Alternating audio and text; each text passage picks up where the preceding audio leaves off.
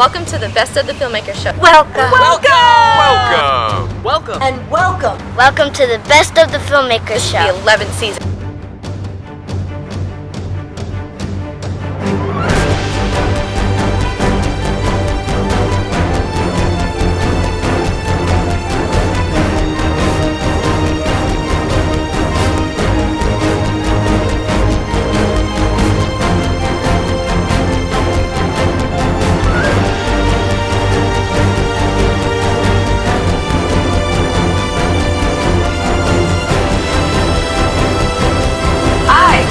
Welcome to the Best of the Filmmakers show. Now, you may think Jerry over there is just playing, boys with their toys, but he's actually working. So, Jerry, take it away.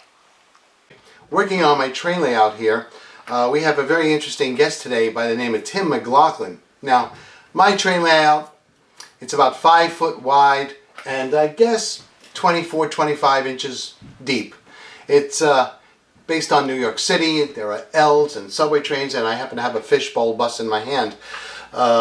These were made back in 1959. They went all the way up to the 80s, and they were very successful buses. And I like buses and trains. But hang on one second.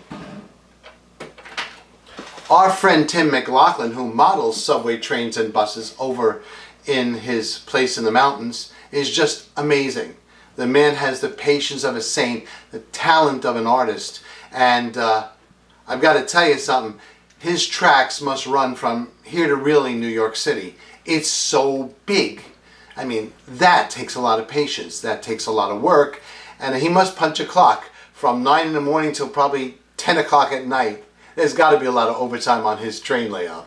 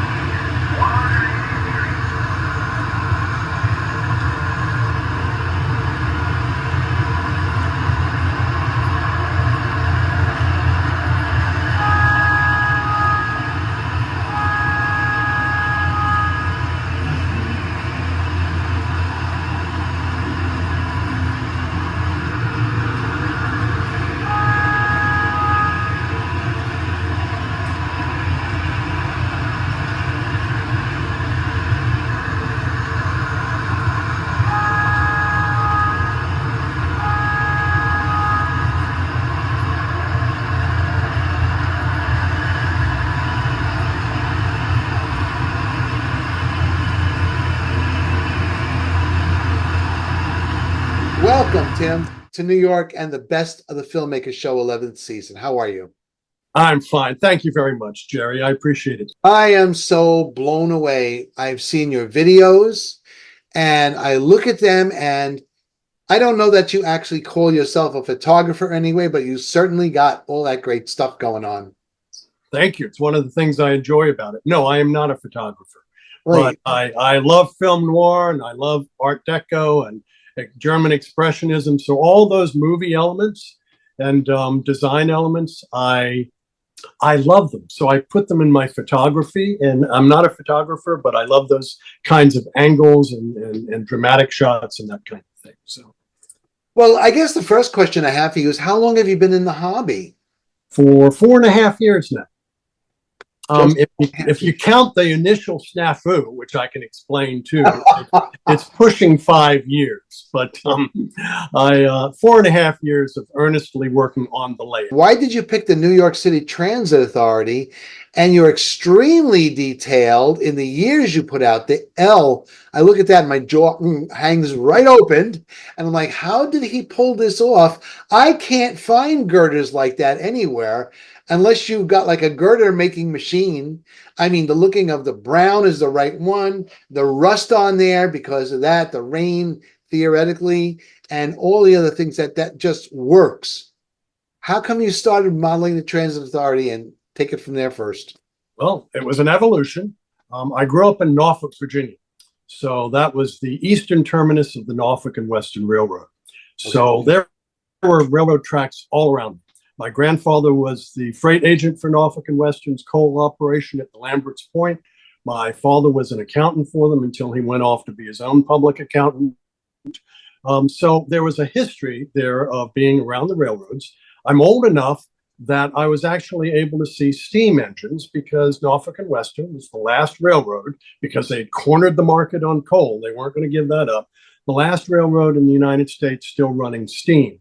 So they ran steam right up through like 1959. And I was born in 54. So as a small child, I actually saw the steam locomotives. They were incredible machines. My dad loved the railroad. I loved the railroad. He bought me an HO scale train set as a kid. And then once I wasn't a kid anymore, I never got, and I mean, once I wasn't a small kid, by the time, 8 or 9 years old, I was no longer into trains and went on with my life. I always wanted to get back to it. So when I did get back to it, Jerry, I started with what I envisioned to be a Norfolk and Western Railroad. So I built the Lambert's Point coal operation. It's currently now my locomotive yard for the Norfolk, for the New York Central and Chicago Railroad, my NYCNC Railroad. But it started off as a coal operation, right. And I used steam. And I wasn't happy with the fact that Norfolk was a flat city, because again, I wanted the film noir. I wanted the tall, dramatic Art Deco buildings. I wanted that 1930s feel. And Norfolk was flat. I mean, probably the tallest building it had was 4 stories tall, for as far as you could see. So I started making an imaginary Norfolk, which would have taller buildings. And then I imagined a trolley going down the street, or a streetcar, which Norfolk really didn't have much of. So it started growing more and more into an urban kind of modeling. And once it started getting into skyscrapers, which is what I really wanted, I went, okay, this is no longer the Norfolk Railroad. It became more and more urban. I was like, you know what? I can't do this and not have subways and not have elevated. And then once I discovered you can actually model elevated, I was off like a rocket. I love the elevated. It's interesting. It's fun. It puts everything up another level. It doubles the amount of track you can have on the layout. Friends asked me to make a video showing how I populate my model railroad layout. I'm no expert, but this is how I do it. Of course, the first thing is picking out the people. And I think Pricer makes the best HO people. Just be prepared to repaint their loud color choices and modify them a bit.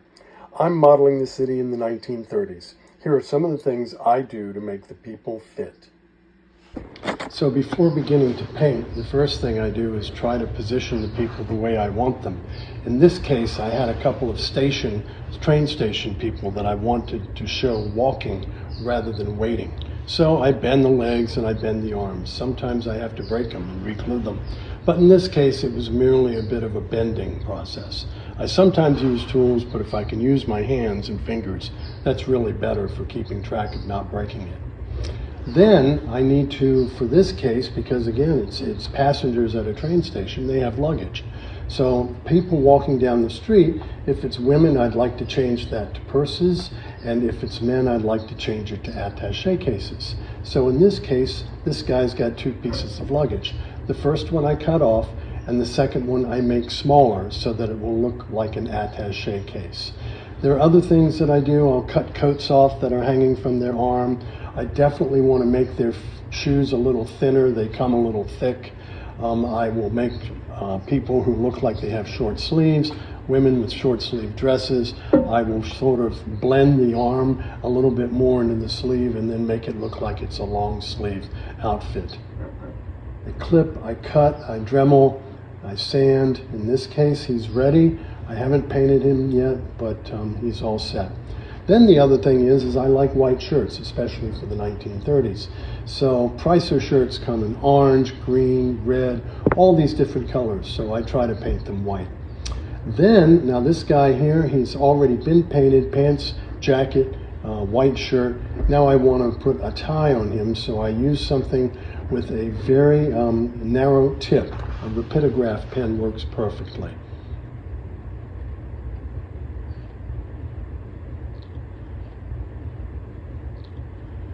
This fellow, he's not had anything done to him yet. I want him to have a black suit. I want him to have a white shirt, tie, etc. So right now I'm painting him his suit black. I have already done the shirt. I've already done the tie. Now I'm trying to do just painting his suit black. And of course I paint his hair black too in this case. Sometimes the hair comes bright yellow or bright brown. In this case, I want most of the hair to be a darker color, so here I painted his hair black. He's actually done now. I put a tie on him and he's ready to go. And here I am touching up a few that have already been nearly completed.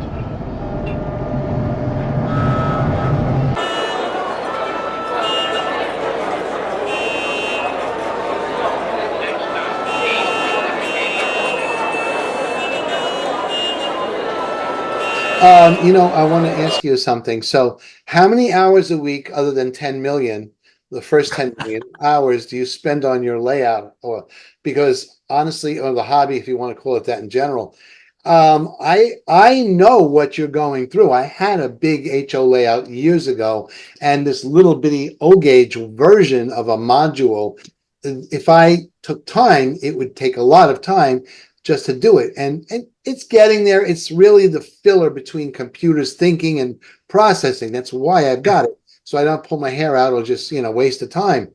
But yours, that goes on for 150 miles.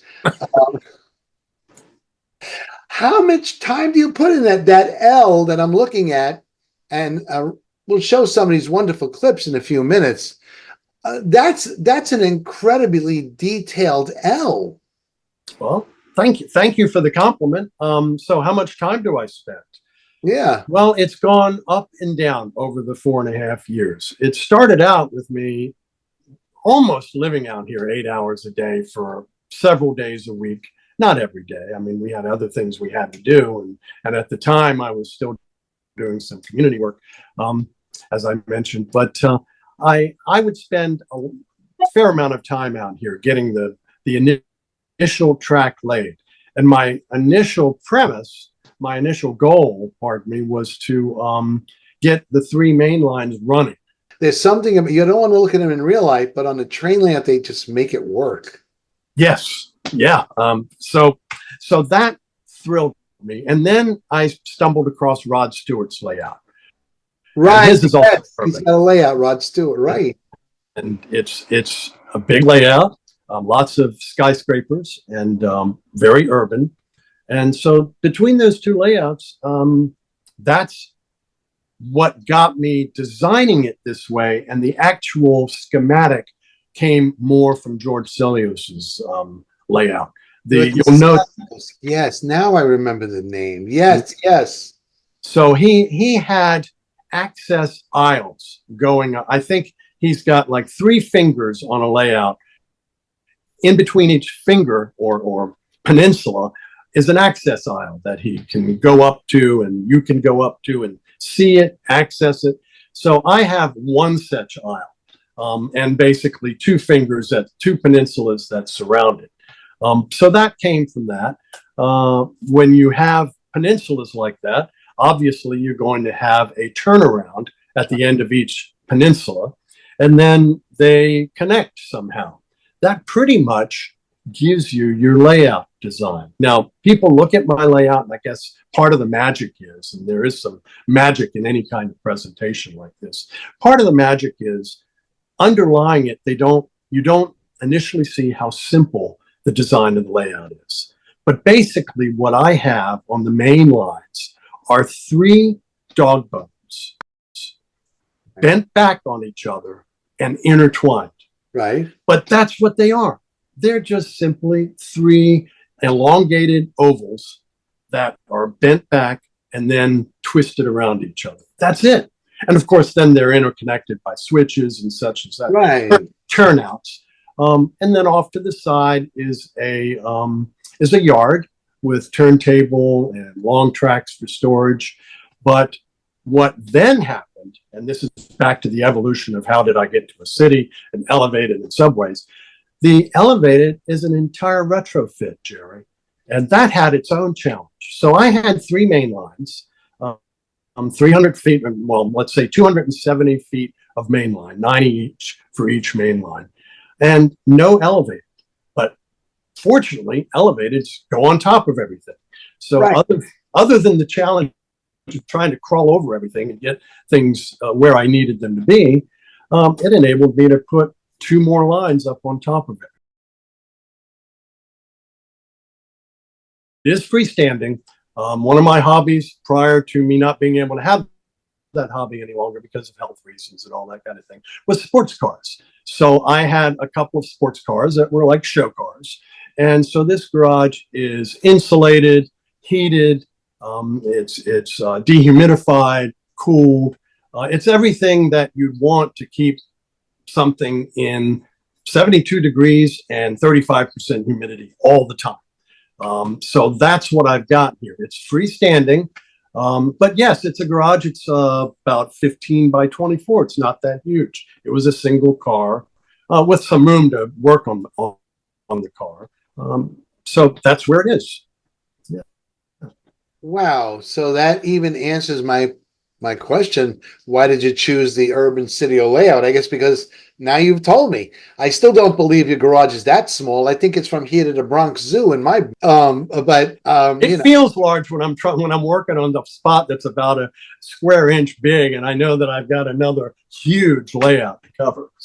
Oh my gosh. So yeah, your trains really do go somewhere. That's the funny thing about it. Stations between stations on there are miles. What Yes. gauge is that? Because everybody wants to know. Is it It's HO scale.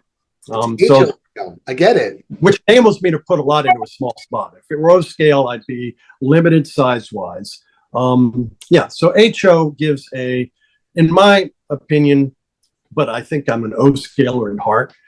In my opinion, it enables enough detail, not the detail you can get in O scale, but give you enough, small enough that you can fit a lot into a relatively small area. But that doesn't mean I love O scale. I look at it and I envy it sometimes, especially the sheer volume of offerings in O scale. But I've got HO. That's what I had as a child. I've got it now, and it gives me enough flexibility space wise and sufficient detail. Especially if I scratch build stuff, that I'm okay with it. Actually, I love it. So I'm better than okay. Gosh, I mean, like, what did you do before you were retired and have like the time to build a whole city on your own? And who's the mayor? Well, yeah, I was an executive, a CAO of a global organization, a certifying body, and that's why we had offices in New York and had offices everywhere. Really? And it was a wonderful career. I loved it. So I guess 10 years before I retired, I was CAO. 10 years before that, I was CFO. So I come from a financial background, economics technically, but I got the certifications necessary to do all the other stuff as well. And this is a financial certifying body. So lots of exposure to other governments and financial areas. And that's what I did.